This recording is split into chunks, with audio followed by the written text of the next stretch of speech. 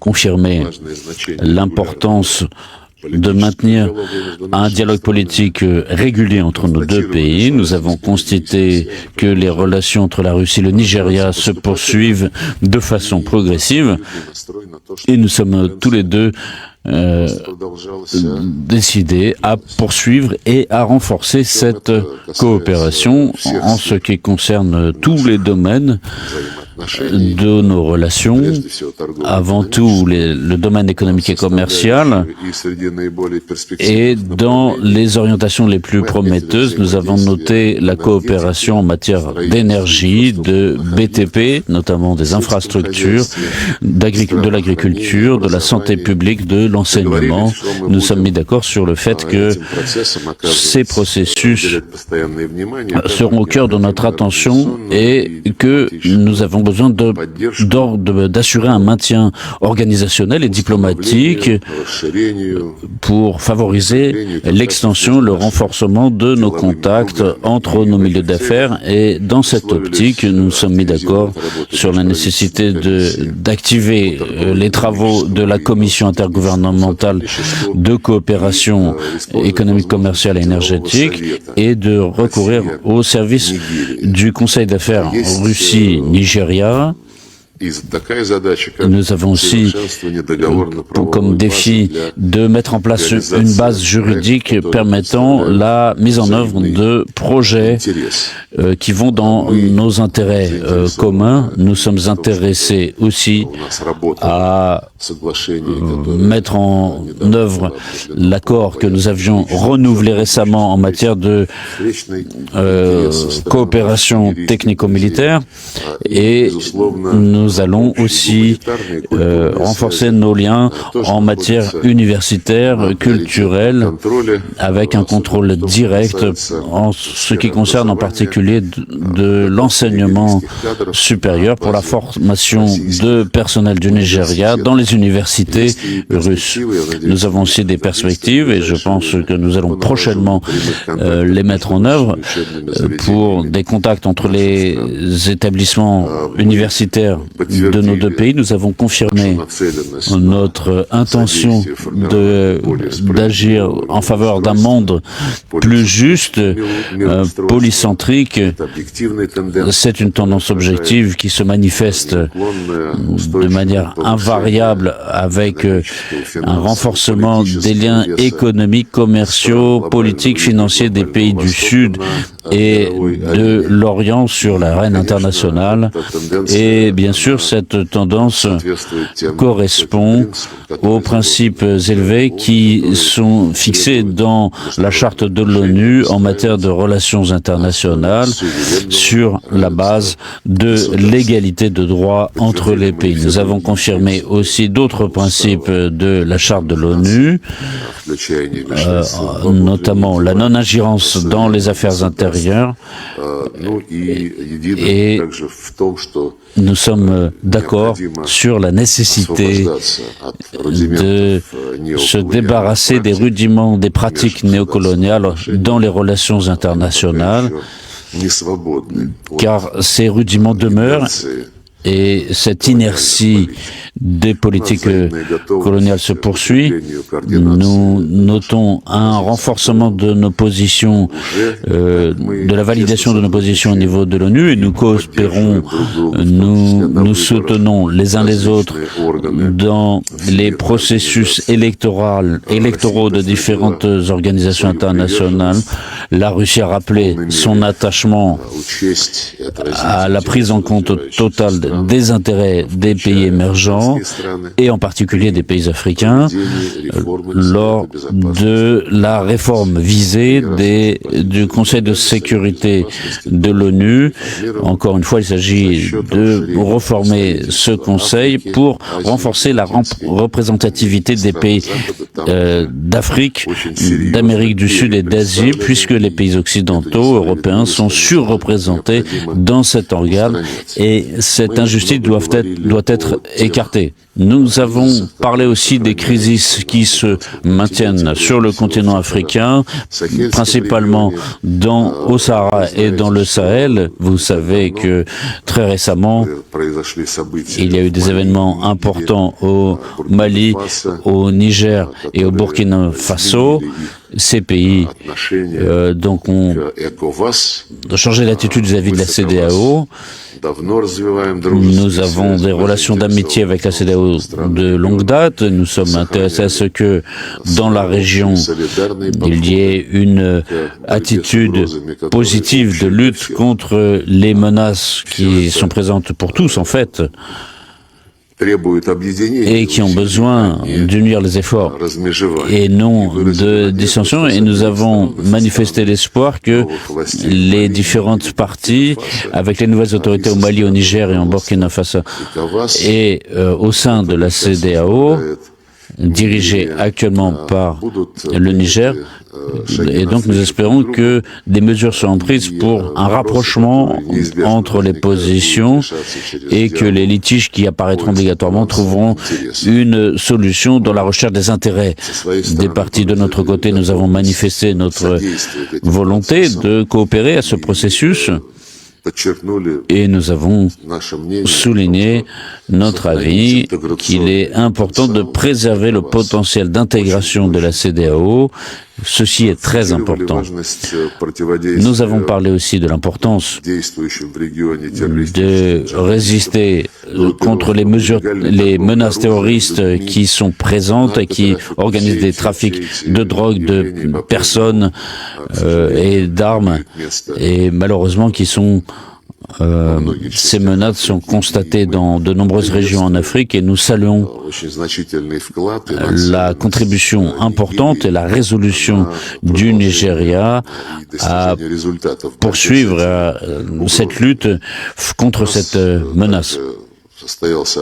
Nous avons eu aussi un processus d'échange d'opinions sur la situation au Soudan, pour la fin des hostilités et pour que tout le monde soutienne le rôle de médiateur de l'Union africaine.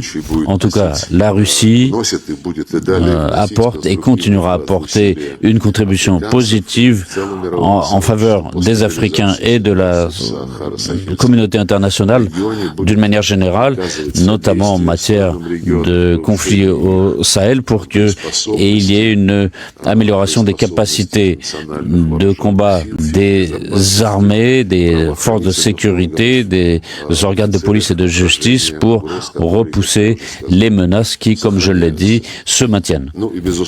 Bien évidemment, nous n'avons pas laissé de côté la lourde situation au Proche-Orient, en particulier l'aggravation sans précédent du conflit israélo-palestinien face à cette tragédie qui se joue dans la bande de Gaza. Nous sommes pour la consolidation des efforts à l'international pour un cessez-le-feu rapide et la mise en place des conditions favorables pour des couloirs humanitaires, mais aussi d'autres actions pour ne pas repousser à long terme les efforts de validation des bases d'un État palestinien dans les conditions qui ont été, dans le cadre des résolutions qui ont été adoptées par le Conseil de sécurité, l'Assemblée générale de l'ONU.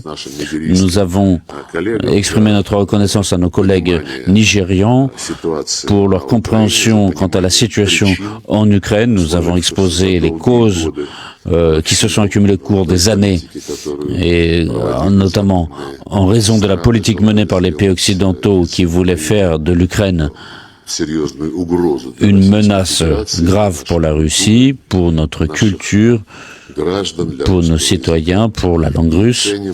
Et nous apprécions la position équilibrée occupée par le Nigeria quand la thématique de l'Ukraine est soulevée une nouvelle fois.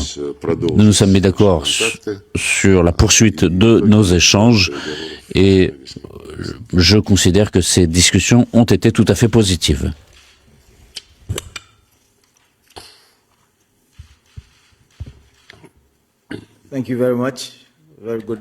Merci. C'était un après-midi très bon. Comme l'a dit M. Lavrov, nous avons souligné que ces négociations avaient été très fructueuses. Bien sûr, les relations entre le Nigeria et la Russie sont historiques. Ils ont existé depuis longtemps. Et donc, le renforcement de ces relations, c'est juste la question de la poursuite de nos efforts. Nous nous sommes mis d'accord que les rencontres entre nos deux pays se tiendront dans un avenir proche. Et nous pensons que certains efforts doivent être pris pour renforcer notre coopération, pour développer notre coopération militaire. Nous avons également un comité qui se réunira bientôt. Nous sommes collaborés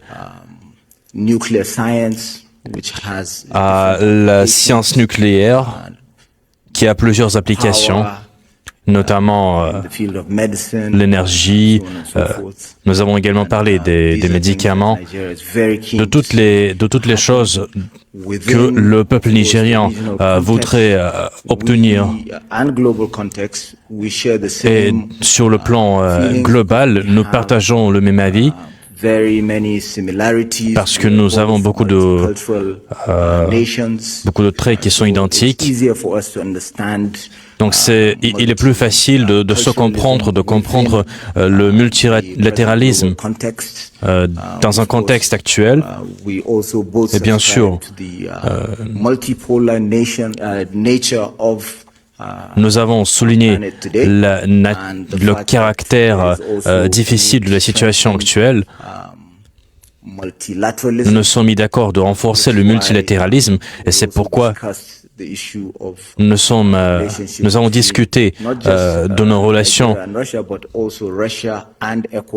non seulement avec la Russie, mais les relations entre la Russie et la CEDEAO. La Russie a toujours été forte en ce qui concerne les relations avec la CEDEAO. Et c'est très important et nous avons réitéré notre engagement. Le Nigeria est président de la CEDEAO. Nous nous sommes mis d'accord de lutter contre le terrorisme. Nous nous sommes mis d'accord de coopérer dans le secteur de la sécurité. Donc, ces négociations ont été très fructueuses et j'espère que ces négociations vont se poursuivre. Comme le président nigérian m'a instructé, Bola Tinubu, il m'a instructé de venir en Russie et de renforcer les relations entre nos deux pays. La première question, l'agence de Prestas. Question aux deux ministres. Vous avez parlé dans vos paroles d'introduction des relations entre les deux pays, mais comment évaluez-vous l'état et les perspectives des relations russo-nigérianes, notamment dans le contexte de la mise en œuvre des décisions du deuxième sommet Russie-Afrique? Le deuxième sommet Russie-Afrique s'est tenu au mois de juillet de l'an dernier à Saint-Pétersbourg. La délégation du Nigeria était dirigée par le vice-président et Monsieur le ministre faisait partie de cette délégation. Et en marge du premier sommet, en octobre 2019 à Sochi, comme au deuxième, il y a eu des contacts bilatéraux entre les représentants russes et les représentants nigérians.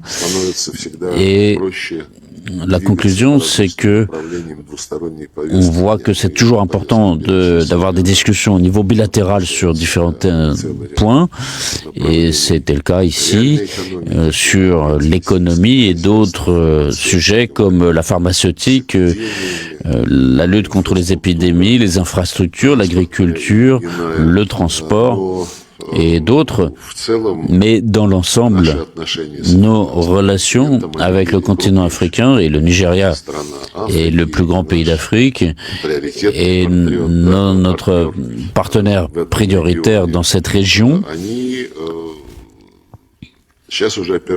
Et donc ces relations s'appuient sur une base qui est très solide et aussi sur les projets qui ont été validés et mis en œuvre. Et au deuxième sommet, nous avons adopté une déclaration des dirigeants qui est un plan d'action pour les années 2025-2026 avec des mesures qui ont été prises sur la nécessité de lutter ensemble en matière de cybercriminalité, de lutte contre le terrorisme, et le troisième point sur l'interdiction d'une course aux armements. C'était notre position depuis très longtemps et nous sommes soutenus par tous les pays africains, mais sur le plan pratique, l'ONU est bloquée par les résolutions de l'ONU sont bloquées par les Américains, notamment en matière de déploiement d'armements nucléaires dans l'espace. Et les Américains émettent des doutes vis-à-vis de nous.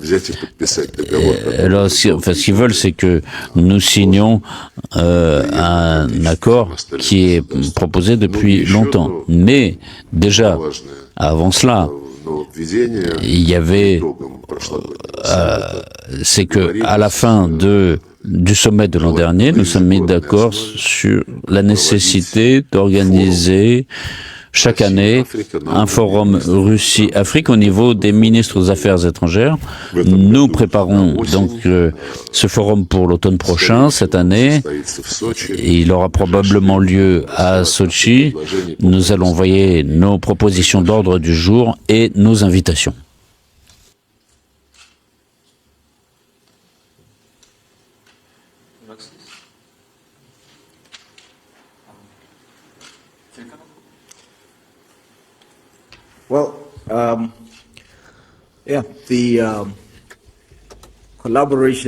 La coopération se poursuit entre la Russie et le continent africain. Cette coopération est très importante. Nous suivons tous les engagements qui ont été atteints. Le Nigeria est également président de la CEDEAO. Il y avait des décisions délibérées des pays africains et des membres de la CEDEAO pour promouvoir la participation des dirigeants africains au sommet qu'un leader invite 54 pays. Et c'est bien sûr le cas de la Russie parce que le partenariat de la Russie et du continent africain est très importante et soyez assurés que le Nigeria va participer à ces événements et va suivre les engagements qui seront pris lors de ces sommets. La question de la chaîne RT. Le ministre nigérian de la Défense a déclaré que le pays manquait d'armes pour combattre des groupements terroristes et ne pouvait pas se permettre de les acheter à cause d'importantes livraisons d'aide en Ukraine. Quel est votre avis sur la possibilité d'une coopération militaire avec la Russie quant à l'achat d'armes et la lutte conjointe contre le terrorisme? Et vu la présidence du Nigeria à la CEDEAO, comment trouvez-vous cette association? En ce qui concerne la coopération entre le Nigeria et la Russie,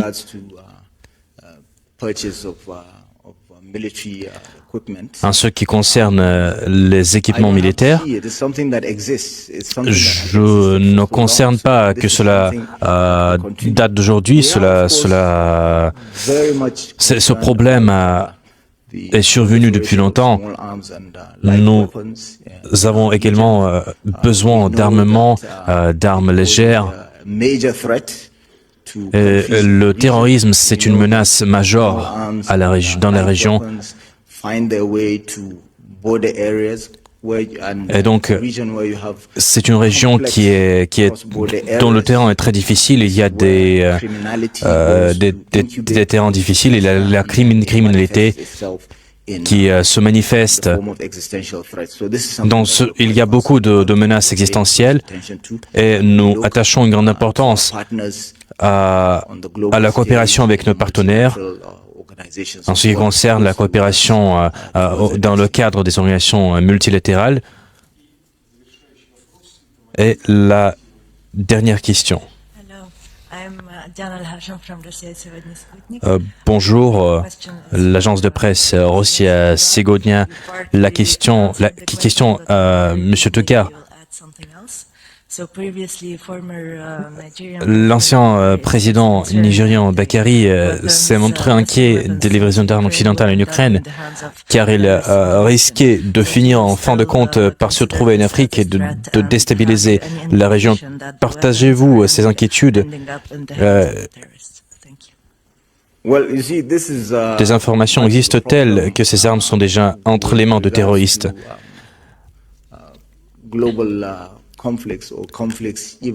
Le problème des conflits globaux, c'est très important et les conséquences des conflits dans d'autres régions ont des conséquences très importantes. Et nous voyons un flux d'armement dans le monde qui se finissent dans notre région. Nous sommes montrés toujours inquiets de cette livraison d'armes en Ukraine et de la livraison d'armes à d'autres pays. Nous avons vu ça dans le monde, notamment en Libye.